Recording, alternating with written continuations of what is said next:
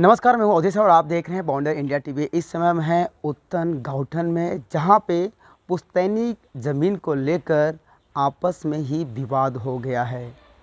मैं आपको दिखाना चाहूँगा, यहाँ पे एक मकान बन रहा है जहाँ पे पहले कच्चा मकान हुआ करता था, और ये जो विवाद है ये आपस में ही चचेरे भाई में किया जा रहा है।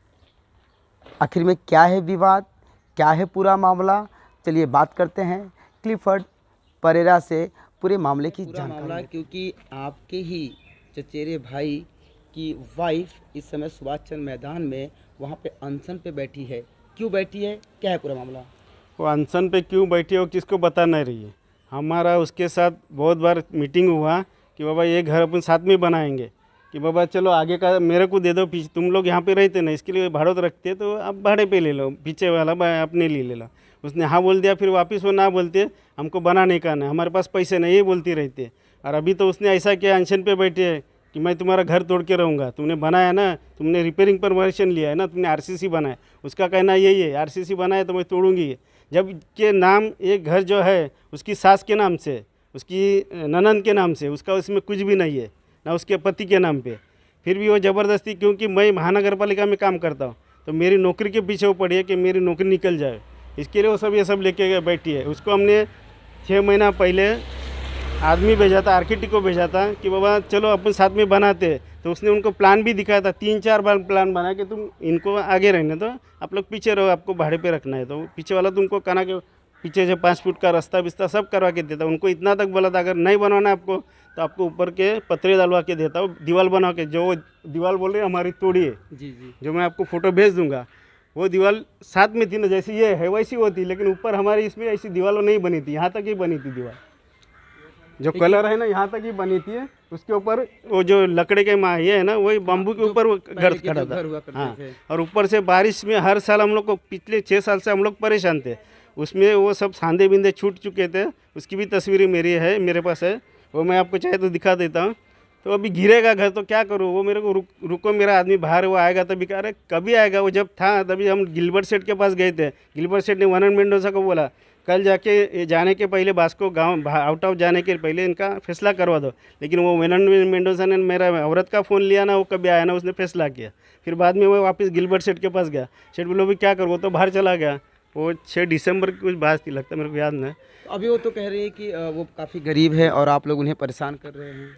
वो गरीब है तो उसकी मैं प्रॉपर्टी दिखा देता हूँ आपको, कहाँ कहाँ का उसका क्या, उसने क्या क्या भाड़ों किधर, कहाँ का प्रॉपर्टी, कितनी प्रॉपर्टी है उनकी? उनकी डॉन बॉस्को रोड पे उनका घर है, वो नीचे में उन्होंने भाड़ों रखे है, पहले माले पे वो रहते, उसके ऊपर वो जो प्रॉपर्टी वो अनलीगल है, ऊपर भी उन्होंने भाड़ों रखे है। उसके बाद तलाटे ऑफिस के सामने उनका दुकान है, उसके ऊपर एक माला बना है, वो भी अनलीगल है, उसमें भी उसने भाड़ा रखे है। उसके बाद 102 सर्वे नंबर और हिस्सा नंबर 8 में जो हमारी सामयिक ज़मीन है, उसमें भी उसने बंगला बनाया है।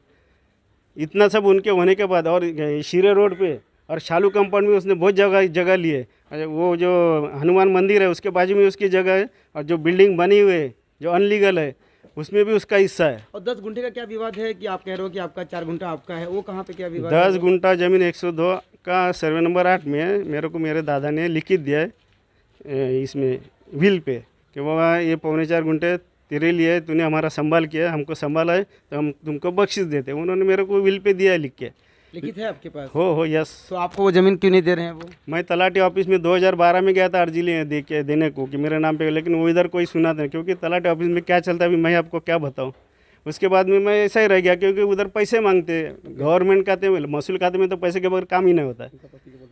तो फिर अभी क्या करूँ, तो उसके आदमी ने फिर उधर ये लोग ने घर बनवाया, तो घर बनाने को पाया डाला, तभी 2012 में मैंने आपसे। बार वो महिला की बात है, उनके पति क्यों नहीं सामने आते हैं?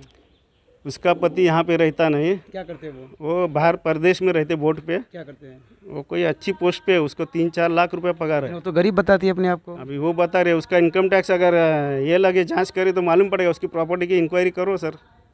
अब आप क्या चाहते हो, प्रशासन से क्या चाहते हो कि क्या होना चाहिए? क्योंकि एक तरफ वो अनशन पे बैठी हैं और आपका एक तरफ जो आप बता रहे हो कि इसमें आपकी कोई गलती नहीं है, इन शॉर्ट वही गलती करें, आप तो अपना घर बना रहे हो, आप उनको जगह भी दे रखे हो कि अपना जगह बना सकते हो, तो प्रशासन से आप क्या चाहते हो? मैं प्रशासन से यही चाहता हूँ कि मेरे खाली दीवार वो प्लास्टर करने को रुका है, वो मेरा प्लास्टर हो जाए, मुझे क्या करना है, उसको घर बनाए। मेरा उसमें कोई ऑब्जेक्शन नहीं है। और जिस तरह से आप देख रहे हैं कि यहाँ पे परेरा जी बोल रहे हैं कि हमें उनके जगह को लेकर कोई विवादित नहीं है, क्योंकि ये पुश्तैनी जगह है, सबको अपना हिस्सा मिला है, मैं अपनी जगह पे हिस्सा बना रहा हूँ, लेकिन उन्हें इस बात का दिक्कत क्यों है?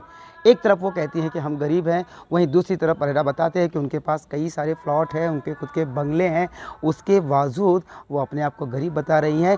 दूसरी बात एक और बात मालूम पड़ी कि 10 गुंठा ज़मीन जो पुश्तैनी है और इनके दादाजी ने इन्हें 3.25 या 3.25 गुंठा आपके नाम पे दिया हुआ है, अभी तक ये भी इनको नहीं मिला है।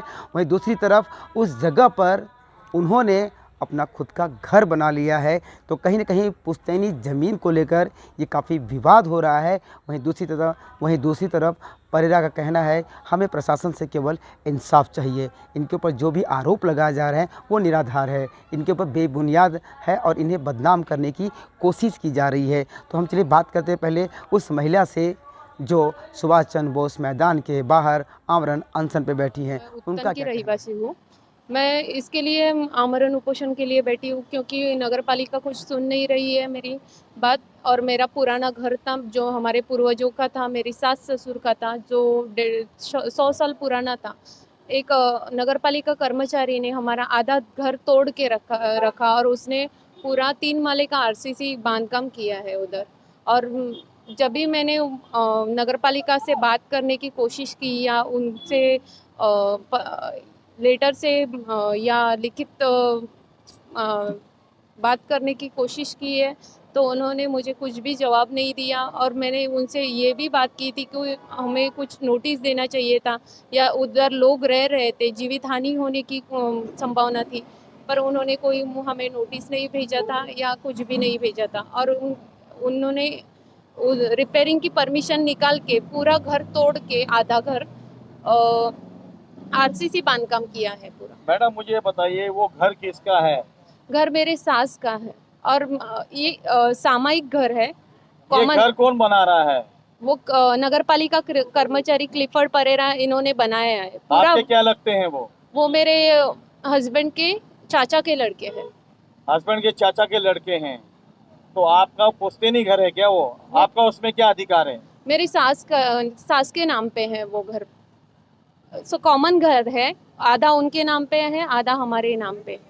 तो उनको अगर काम शुरू करना रहता तो वो हमसे बातचीत करते या हमसे सलाह मसलत करते या कुछ भी करते और पहले नोटिस भेजते या कुछ भी करते, पर उन्होंने कुछ भी नहीं किया था। मैडम आपने भी तो अपना घर बनाया है वहाँ पर, महानगर पालिका से परमिशन ली थी?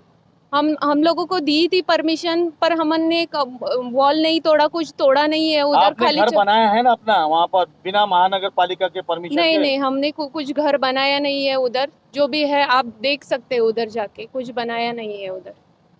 मैडम महानगर पालिका ने इसके पहले भी वहाँ पे कार्रवाई की थी, फिर आप कैसे कहते हैं महानगर पालिका कार्रवाई नहीं की?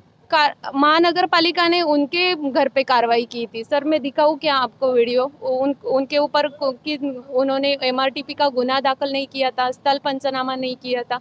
उसके ऊपर से भी मैंने मांगा था उनके इधर कि मुझे वो लेटर चाहिए, एमआरटीपी का गुना दाखिल किया या स्थल पंचनामा किया क्या, ये सब मेरे आपने देखा कि आमरण पे अनशन पे बैठे हुए अश्विनी परेरा ने किस तरह से अपनी बात रखी कि वो तो एक अपना ही कर रही हैं, अब वो खुद आरोप लगा रही हैं क्लिफर्ड परेरा के ऊपर, लेकिन क्लिफर्ड परेरा सीधा कह रहे हैं निर्दोष हैं, जबकि मैं अपनी जगह पे अपना घर बना रहा हूँ।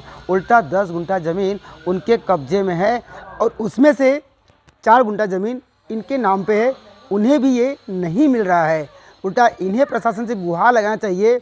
अब तो ये सवाल खड़ा होता है कि आखिर में वो आमरण अनशन पे बैठे क्यों हैं, जबकि ये घर अपने जगह बना रहे हैं, इनके जगह छोड़ रखे हैं, उल्टा इनका जगह उनके पास है, फिर भी वो आमरण अनशन पे क्यों बैठी हैं? एक ये बहुत बड़ा ये सवालिया निशान है। अब तो ये मनपा प्रशासन ही तय करेगी सच्चा कौन है, झूठा कौन है।